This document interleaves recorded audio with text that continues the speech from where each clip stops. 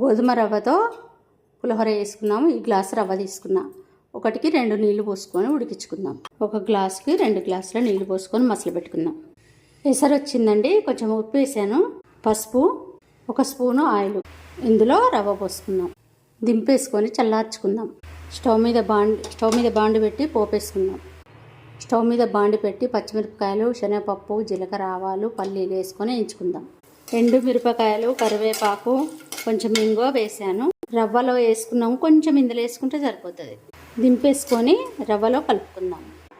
ఇది నిమ్మరసం అండి. ఇప్పుడు ఇందులో రవ్వలో కలుపుకుందాం. కొంచెం కొత్తిమీర కూడా వేసాను పోపులో. రవ్వ మొత్తం చల్లారినాక నిమ్మకాయ రసం పిండుకొని ఇప్పుడు దీనిలో పోపు పెట్టుకుందాం.